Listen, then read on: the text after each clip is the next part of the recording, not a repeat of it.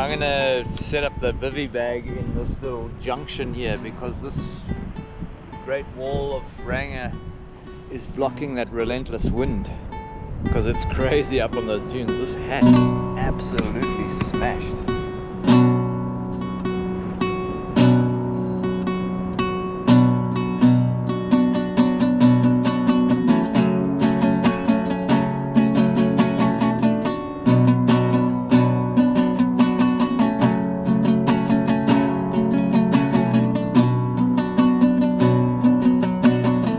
Welcome to Ranga Trips and welcome to another crazy camping experience with your friend Ranga.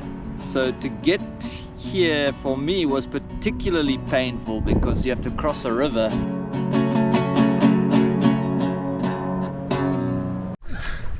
Jeez. It's tiring. So difficult to get here. You'll never find anyone here. I just like the spectacular shapes that you get from the sand dunes. The main problem with this adventure is water, because I'm going to be here for a total of 5 days. You can't carry 5 days of water on you.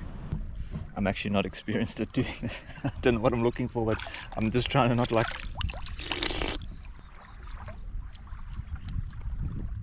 That I think is drinkable. So I only had like a day and a half of water, and the rest I have to get from what's around. So I had to check all the lakes to see what the water was like. We had to hike away from the camp spot to make a fire because it's just too far to haul all the wood all the way back to the campsite. So we have to go to this wilderness area here and get our flame on. Okay, so I'm in a bit of a trench here. Seems to have a little bit of protection from the wind. So this is where I'm going to be making my fire. And it looks like there is quite a bit of stuff to burn here.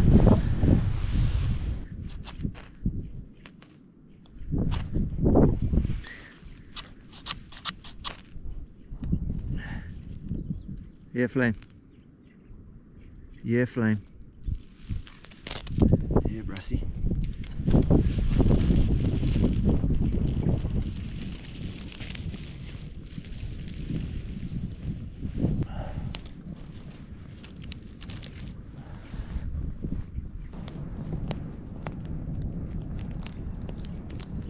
So we'll leave those bad boys to cook. The next mission is the sun is setting, and I'm actually not in a very good spot to catch the sunset, so I've got to now hike to the top of these sand dunes to see if I can get a view of this. Oh. Jeez, there's a fire going nicely down there. Oh. This is no man's land here. Whoa, damn, it's a pity to be sitting right behind what I call Ranga's mountain, and this is like the frontier, really.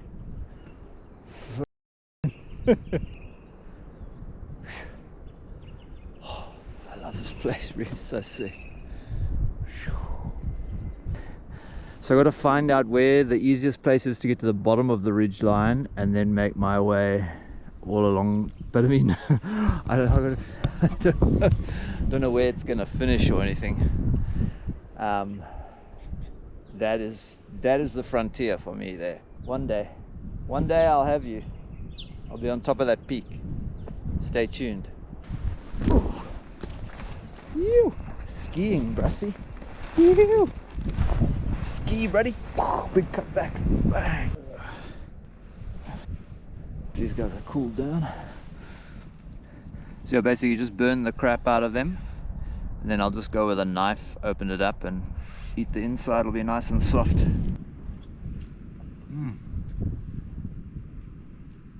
So good. I know that there's wind blowing across the top of the sand dune, but because I got that Ranga's wall that's blocking it, so I'm hearing just like this light whizzing. Such a sick spot.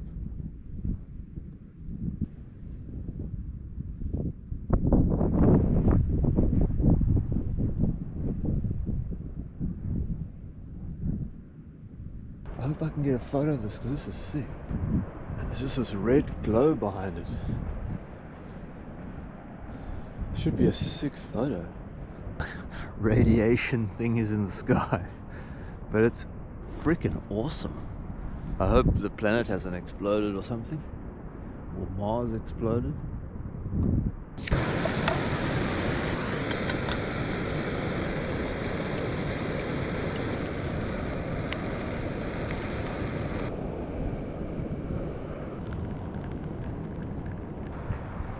Cheers. Like on the east coast of Australia, you do have a couple of areas that have got like big sets of dunes like this. Port Stephens is a famous one, but I've camped there a couple of times, but because I've camped in here, to go and camp in those dunes, it's like really a downer because there's people just tearing around the place in four-wheel drives. There's fishermen there. It's like the most easiest accessed dunes, but this place is untouched.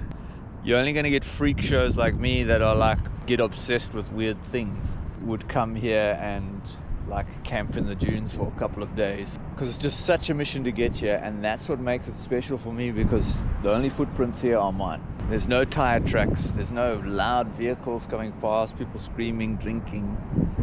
No, this is pure.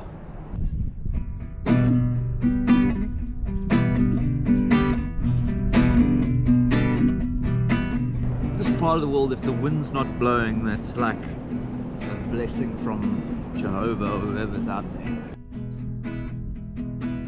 So I was thinking, like, such an amazing place.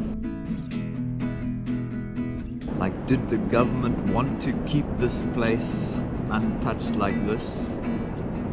But I don't think so. I think the reason why this place is so untouched is that it's so difficult. I'm just thinking of where all the roads are, the only accessible roads. It's so difficult to get a vehicle onto this beach.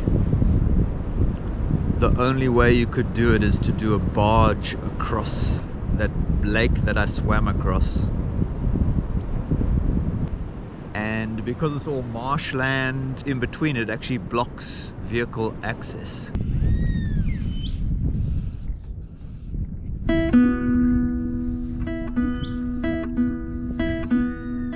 And okay, so then also with the boat, you can't land a boat here because there's no, like, it's all really exposed. Everywhere I went, there's no safe place to like launch onto the shoreline.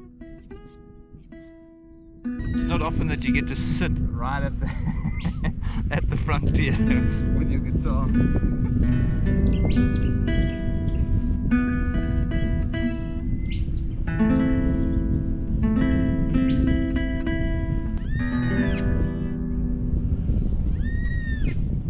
So yeah, it's like a contrast, you know. I'm sitting on some nice, beautiful, comfortable sand, staring into this like natural abyss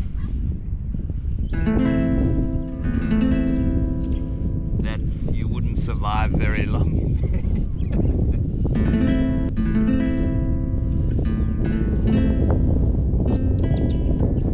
But you never know what could lie inside there. Could be hidden treasure.